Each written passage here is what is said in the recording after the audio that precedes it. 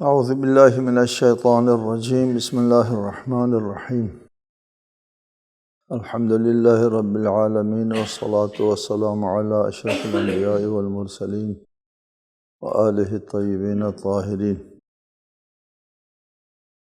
اعوذ باللہ من الشیطان الرجیم وقضى ربک الا تعبدوا الا ایاہ وبالوالدین احسانا اما يبلغن عندك الكبر احدهما او كلاهما فلا تقل لهما اف ولا تنهرهما وقل لهما قولا كريما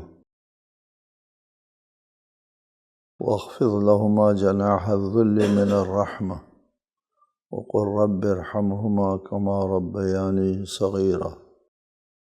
اور آپ کے پروردگار نے فیصلہ کر دیا ہے کہ تم اس کے سوا کسی کی بندگی نہ کرو اور والدین کے ساتھ نیکی کرو۔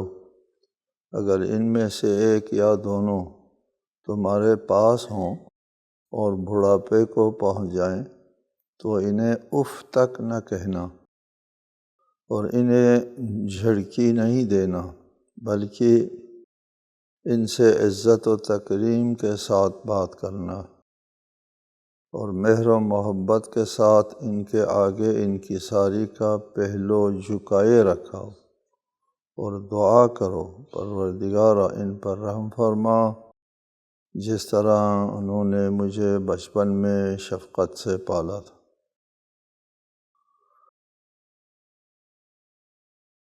پہلی نشست میں ہم نے آپ سے بیان کیا کہ اللہ تعالیٰ نے اپنے بندوں کی عزت و تکریم کا انتظام فرمایا ہے۔ وَلَقَدْ كَرَّمْنَا بَنِي آدَمَ، بنی آدم کو اللہ تعالیٰ نے عزت و تکریم سے نوازا ہے۔ تو بنی آدم کی دو قسم کی نسلیں ہیں، ایک آنے والی نسلیں اور ایک جانے والی نسلیں۔ آنے والی نسلوں کے تحفظ کے لیے ان کی محبت کو تکویناً والدین کے دل میں ایسی ودیعت فرمائی کہ والدین جو ہے وہ ان کے بس میں نہیں ہے کہ وہ اپنی اولاد سے محبت نہ کریں۔ وہ مسئلہ جو ہے آنے والی نسلوں کا اس طرح حل فرمایا، یعنی ہمارے اختیار میں نہیں رکھا آنے والے نسلوں کے بارے میں، خود اللہ تعالیٰ نے اپنے ہاتھ میں لیا کہ ہم ہر صورت میں بچوں کی حفاظت کریں، محبت کریں، پیار کریں، جان سے بھی عزیز ان کو شمار کریں۔ جانے والی نسلوں کے لیے حکم دیا، اپنی ربوبیت اور اپنی عبودیت کے بعد کا درجہ دیا، وبالوالدین احسانا، صرف اللہ کی بندگی کرو اور والدین کا احسان کرو۔ یہ جانے والی نسل کے سلسلے میں شریعہ حکم دے دیا، ہمارے اختیار میں دے دیا، ہم نے کرنا ہے۔ یہ عام طور پر انسان مجبور نہیں ہوتا اولاد کی طرح، اولاد کو چاہنے میں انسان مجبور ہوتا ہے، والدین کو چاہنے میں اتنا مجبور نہیں ہوتا۔ والدین جب بوڑھے ہو جاتے ہیں، کام کاج کے نہیں رہتے تو بوجھ بن جاتا ہے، اس کے لیے پھر حکم خدا اس اہمیت کے ساتھ آیا، اما یبلغن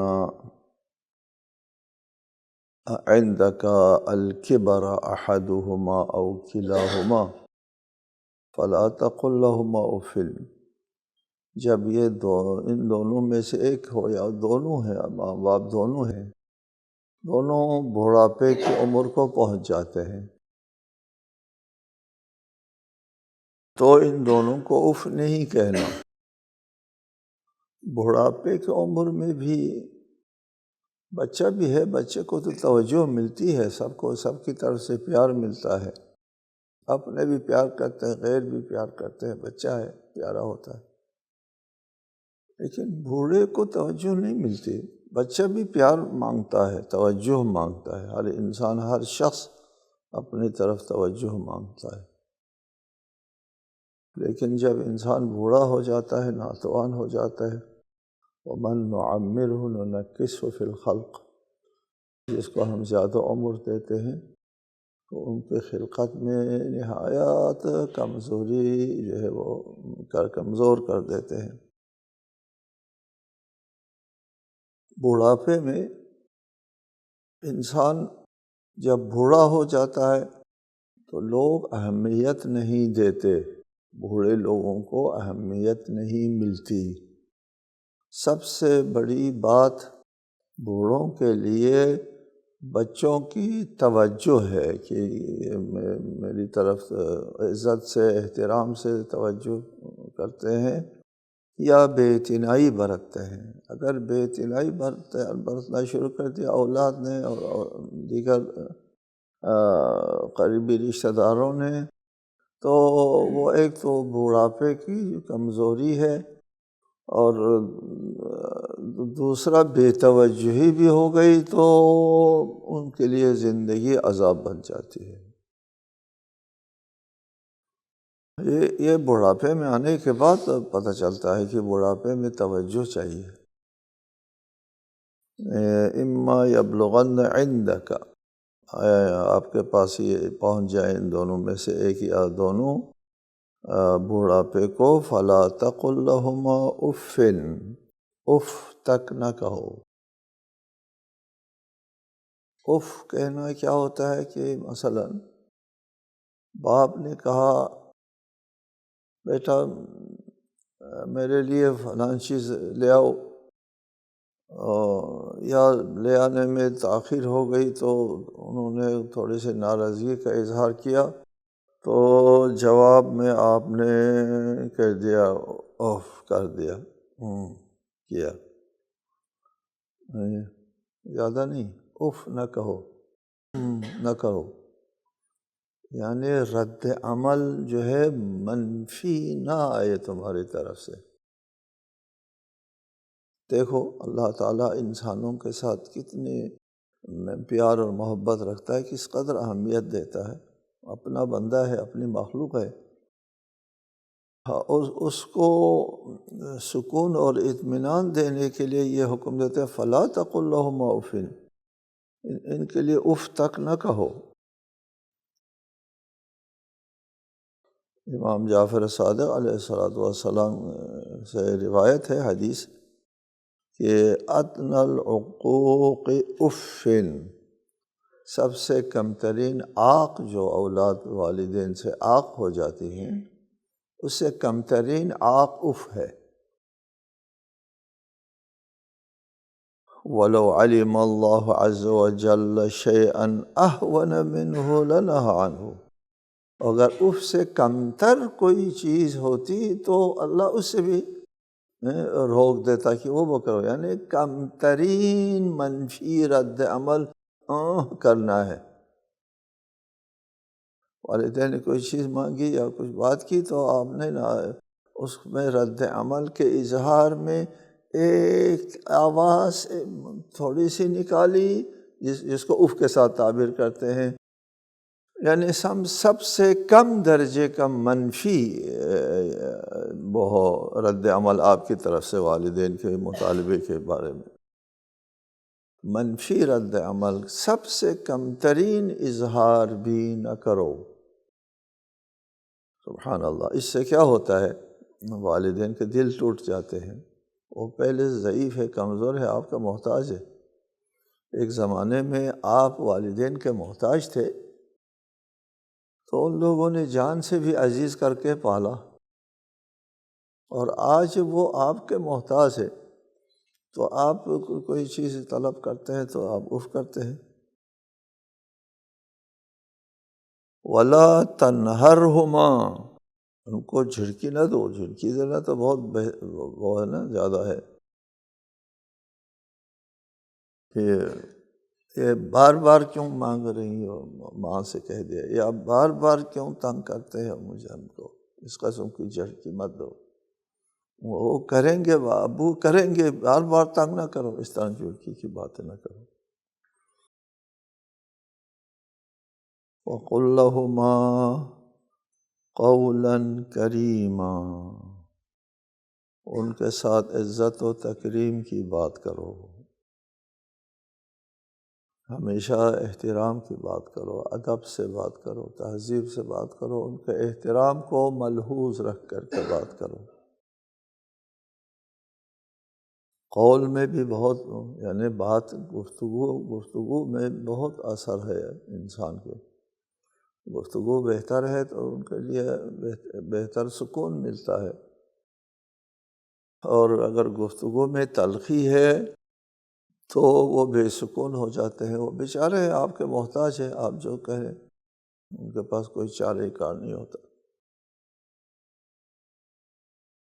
قولا کریما، کریم کا معنی جو ہے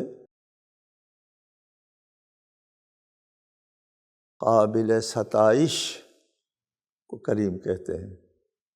کریم ہے ہر چیز کے میں جو کریم ہے قابل ستائش کریم، شخص کریم ہے قابل ستائش ہے، چیز کریم ہے قابل ستائش چیز ہے، کھانے کی چیز کریم ہے، رزقاً کریمہ قابل ستائش ہے، اور قول کریم قابل ستائش بات۔ کریم کا معنی یاد رکھو، قابل ستائش،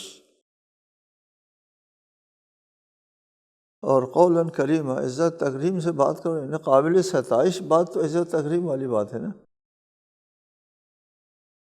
تو قابل ستائش، آفرین، شاباش، کتنا نیک لڑکا ہے، کتنا نیک اولاد ہے، کتنی اچھی اولاد ہے، والدین کے ساتھ کس پیار سے، کس عزت سے، کس احترام سے گفتگو کرتے ہیں، یہ اس قسم کے قابل ستائش کی تعریف ہو جائے، آپ کی روش کی، آپ کی گفتگو کی، آپ کی گفتار اور رفتار کی تعریف ہو جائے، وہ بات کرو، کریم بات کرو، کریم بات۔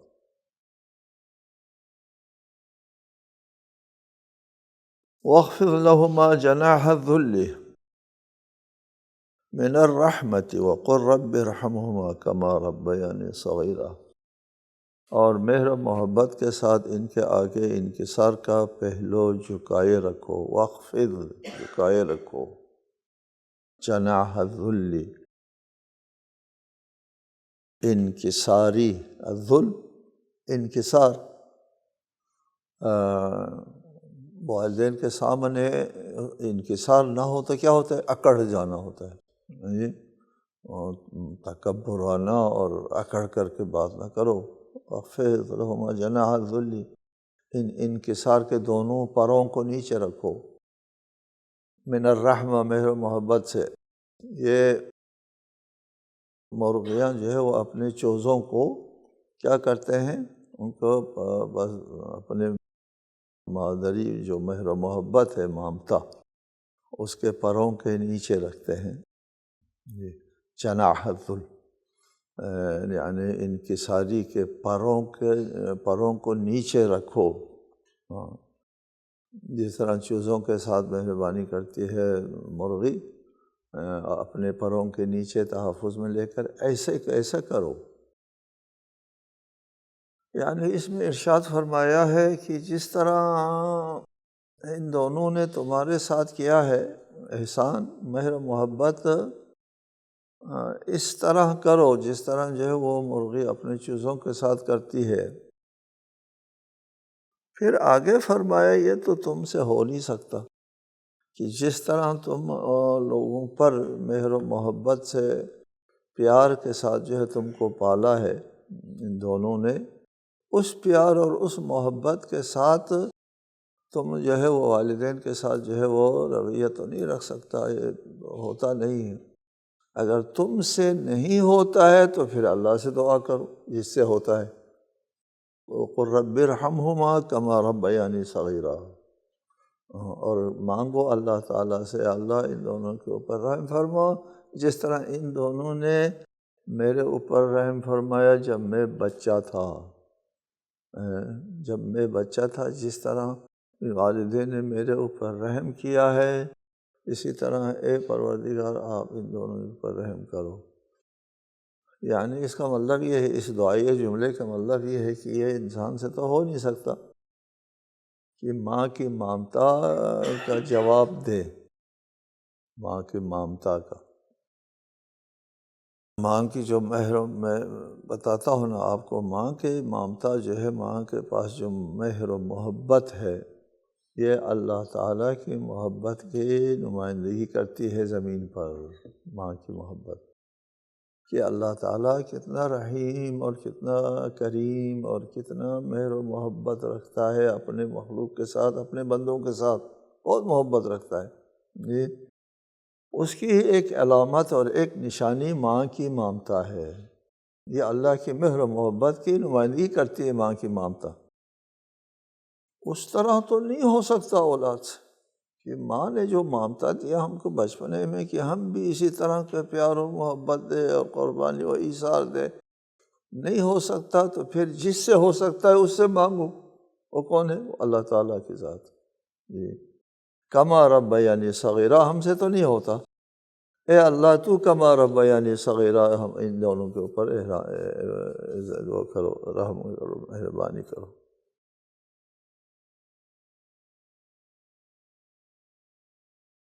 ربکم اعلم بما فی نفوسکم ان تکونوا صالحین فإنہ کان للأوابین غفورا۔ جو کچھ تمہارے دلوں میں ہے اس پر تمہارا پروردگار زیادہ باخبر ہے۔ اگر تم صالح ہوئے تو پلٹ کر آنے والوں کے لیے یقیناً وہ بڑا معاف کرنے والا ہے۔ ایک آیت ہے قرآن مجید میں، اس میں ارشاد فرمایا فَلَا تُزَكُّوا أَنفُسَكُمْ، اپنے آپ کو بہت پاکیزہ نہ جتایا کرو، اللہ بہتر جانتا ہے تم کو، بتانے کی ضرورت نہیں، مت جتاؤ اپنے آپ۔ یہاں فرمایا اللہ تمہارے نفوس کو، تمہارے ضمیر، تمہارے وجدان کو بہتر جانتا ہے۔ ربکم اعلم بما فی نفوسکم، تمہارے دل میں کیا چیز ہے اس سے اللہ باخبر ہے۔ کہ آیا تمہارے دل میں والدین سے نفرت ہے یا دل میں والدین سے محبت ہے، پیار ہے، اللہ کو پتہ ہے۔ اگر تمہارے دل میں والدین سے پیار ہے، محبت ہے، نفرت نہیں ہے، نفرت نہ ہونے کے باوجود، محبت ہونے کے باوجود اگر کہیں کوئی کوتاہی ہوئی تو اللہ کو تو پتہ ہے نا کہ تمہارے اندر کیا ہے، اندر سے تو کیسا بندہ ہے والدین کے بارے میں۔ اس کے مطابق اگر اگر اللہ کو پتہ ہے کہ تو اندر سے بہتر آدمی ہے اور کوئی بھول چوک ہو گئی، کوئی کوتاہی ہو گئی، عمدن نہیں تھا، کسی وجہ سے ہو گئی، تو اس وقت ان تکونوا صالحین، اگر تم صالح ہو، خدا کو تو پتہ ہے تم صالح ہو یا نہیں ہو، اگر تم صالح ہو اندر سے تو بعد میں تمہیں پچھتاوا ہو جائے، مجھ سے کوتاہی ہو گئی، اللہ مجھے معاف کرو، والدین کی بے احترامی، والدین مایوس ہو گئے، والدین ناراض ہو گئے میرے اس عمل سے، تو اللہ معاف کرے گا۔ اگر تم اندر سے ٹھیک ہو، والدین کے ساتھ نفرت نہیں رکھتے، محبت رکھتے ہیں، کوتاہی ہو گئی۔ ربکم اعلم بما فی نفوسکم، تمہارے نفس کے اندر کیا چیز ہے اللہ کو پتہ ہے۔ پس ان تکونوا صالحین، اگر تم نیک ہو، فإنہ کان للأوابین غفورا، وہ اللہ کی طرف پلٹ کر آنے والوں کے لیے غفور ہے، یعنی معاف کرنے والے ہیں۔ کہ مجھ سے کوتاہی ہوا ہے، اللہ مجھے معاف کرو، اللہ کی طرف اگر وہ متوجہ ہو جاتا ہے کہ کوئی کسی قسم کی کوتاہی سرزد ہونے کے بعد، تو اس وقت اللہ تعالیٰ غفور ہے۔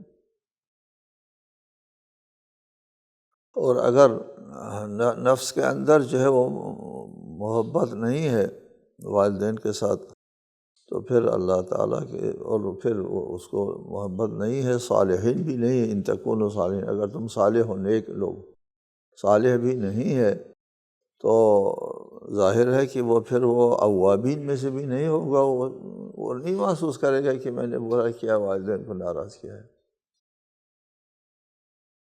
تو اس وقت خدا معاف نہیں کرے گا۔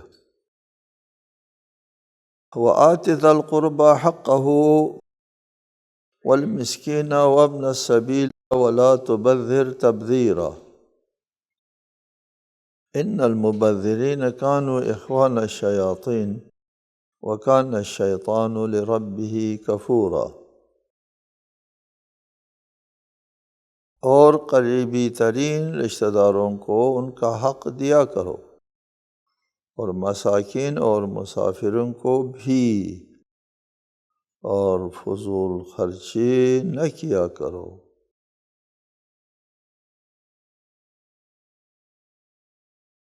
فضول خرچی کرنے والے یقیناً شیاطین کے بھائی ہیں، اور شیطان اپنے رب کا بڑا ناشکرا ہے۔ اس آیہ مجیدہ میں ارشاد فرمایا، حکم دیا وآتی، دے دو، ذی القربیٰ، اس میں ذوی القربیٰ نہیں ہے، قریبی رشتہ داروں کو دے دو نہیں ہے، یہ قابل توجہ ہے۔ آپ ذہن میں رکھیں، یہاں مفرد کا صیغہ ہے، ذی القربیٰ ہے، ذوی القربیٰ نہیں۔ والمساکین، مساکین کو مسکین اس کو کہتے ہیں جو کمانے کا قدرت نہیں رکھتا، معذور ہے، مریض ہے، بوڑھاپا ہے۔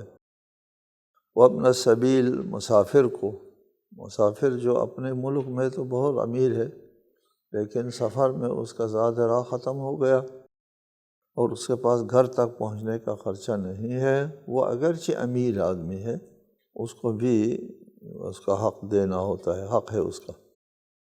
وَلَا تُبَذِّرْ تَبْذِيرًا، اور فضول خرچی نہ کیا کرو۔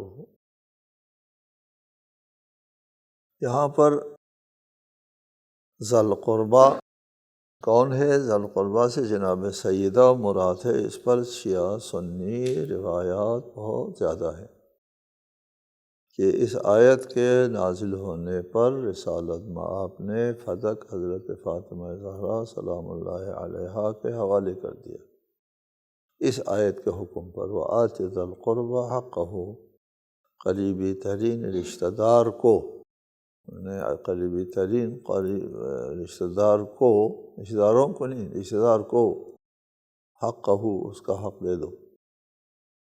لفظ کے اعتبار سے ہو ہوتا ہے ذی القربیٰ۔ اس روایت کو ابن مردوے، ابو یعلا اور ابو حاتم، ابو سعید خدری اور ابن مردوے ابن عباس نے روایت کی ہے کہ جب یہ آیت نازل ہوئی تو رسول اللہ نے فدق حضرت فاطمہ سلام اللہ علیہا کے حوالے کر دیا۔ یہ مختلف کتابوں میں ہے، من جملہ در منثور وغیرہ۔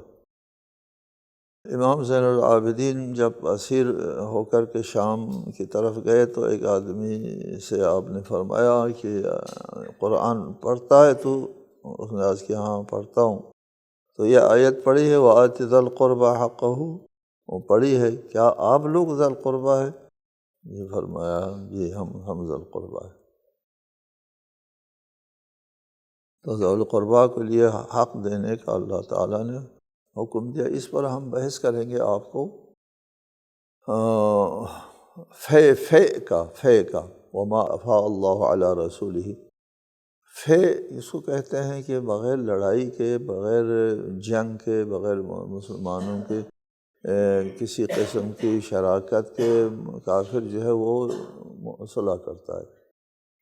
اور فدق میں یہی ہوا تھا، فدق کے باغ فدق جو ہے وہ یہودیوں کے ساتھ جو ہے لڑائی کے بغیر رسالت مآب کے ہاتھ آ گیا تھا۔ جو چیز بھی لڑائی کے بغیر ہاتھ آ جائے رسالت مآب کے، وہ رسالت مآب کی ملکیت ہو جاتی ہے۔ اس پر ہم تفصیلی بحث کریں گے، آیے وما افاء اللہ علی رسولہ، اس پر۔ فدق اسی میں سے، فے میں سے ہے، فدق فے ہے۔ فاء یفیء پلٹ کر آنے کو کہتے ہیں، حق بحقدار رسید کو کہتے ہیں فاء یفیء۔ یہ مالک تو خداوند عالم ہے، اور خداوند عالم کے مالک حقیقی طرف سے نمائندہ اس کا رسول ہے، اور یہ ایمان لے آتے ہیں تو پھر ان کو حق ہے لیکن وہ کفر کرتے ہیں تو حق نہیں ہے ان کو ہاتھ اٹھا کر کے مسلمانوں کو دینا چاہیے۔ یہودیوں نے یہی کیا، ہم فتح آپ کو دے دیتے ہیں، مصالحت کیا فتح خیبر کے بعد۔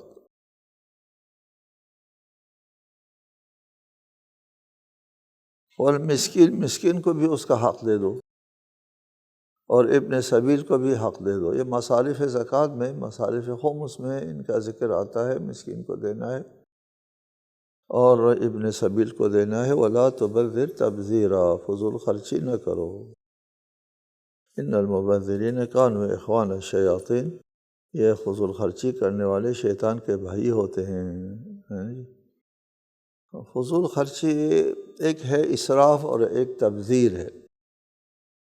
اسراف کس کو کہتے ہیں؟ اسراف کہتے ہیں مصرف درست ہے، ناجائز مصرف نہیں ہے، لیکن اس پر ضرورت سے زیادہ خرچ کیا، یہ اسراف ہو گیا۔ گھر آپ کی ضرورت ہے، ناجائز نہیں ہے، لیکن گھر کی تزئین و آرائش پر بہت پیسہ خرچ کیا، یہ اسراف ہو گیا۔ ٹھیک ہے، کپڑا آپ کی ضرورت کی چیز ہے، کپڑا ہونا چاہیے، عزت و احترام کے مطابق کپڑا ہونا چاہیے، لیکن بہت قیمتی کپڑا پہننا شروع کر دیا۔ یہ عام سا جوتا آپ کو پہننے کا حق ہے، بہت قیمتی جوتا، اور انگوٹھیاں جو آج کل وہ پہناتے ہیں جی، کئی ارب روپیے کی جی، اس کو کہیں گے اسراف، یہ اسراف ہے۔ تبذیر کس کو کہتے ہیں؟ تبذیر کہتے ہیں کہ اصلاً مصرف ہی درست نہیں ہے، مصرف سرے سے 1 روپیہ بھی درست نہیں ہے۔ کتے پالنا، بلی پالنا، یا کیا تھا کتوں کو، تو بلیوں کی شادی پر 2 لاکھ ڈالر خرچ کیا گیا، کتوں کی شادی پر اور پھر 2 لاکھ ڈالر، یہ بہت پرانی بات ہے، اس زمانے کے 2 لاکھ ڈالر خرچ کیے، یہ اس کو تبذیر کہتے ہیں، اصلا مصرف ہی درست نہیں ہے۔ آج کل دنیا میں اسراف سے زیادہ جو مسئلہ جو پیش آتا ہے وہ تبذیر کا مسئلہ ہے۔ تبذیر کا مسئلہ ہے کہ آپ کے معلومات کے لیے کہ اس وقت امریکہ میں، صرف امریکہ میں، باقی یورپین ممالک میں نہیں، صرف امریکہ میں کتوں اور بلیوں پر جو خرچ ہوتا ہے وہ 41 بلین ڈالر ہے سالانہ۔ 41 ملین نہیں بلین، 41 بلین ڈالر کتوں اور بلیوں پر خرچ ہوتا ہے، اور ادھر افریقہ میں لوگ بھوک سے مر رہے ہوتے ہیں۔ کہا مبذرین اخوان شیاطین، شیطان کے بھائی ہے۔ کسی شاعر نے خوب کہا ہے، وَكَانَ فَتًى مِّن جُنْدِ إِبْلِيسَ فَارْتَقَىٰ بِهِ الْحَالُ حَتَّىٰ صَارَ إِبْلِيسُ جُنْدَهُ، ایک جوان تھا کہ وہ ابلیس کے لشکر کا سپاہی تھا، ترقی ہو گئی، اور اس حد تک ترقی ہو گئی کہ خود ابلیس اس کا سپاہی بن گیا۔ تو یہاں یہی صورتحال ہے کہ یہ لوگ جو ہے خود ابلیس سے بھی بدتر اور ابلیس کے سپاہی بن گئے ہیں۔ تبذیر میں، تبذیر ایک المیہ ہے اس وقت کی دنیا میں۔ السلام علیکم ورحمۃ اللہ وبرکاتہ۔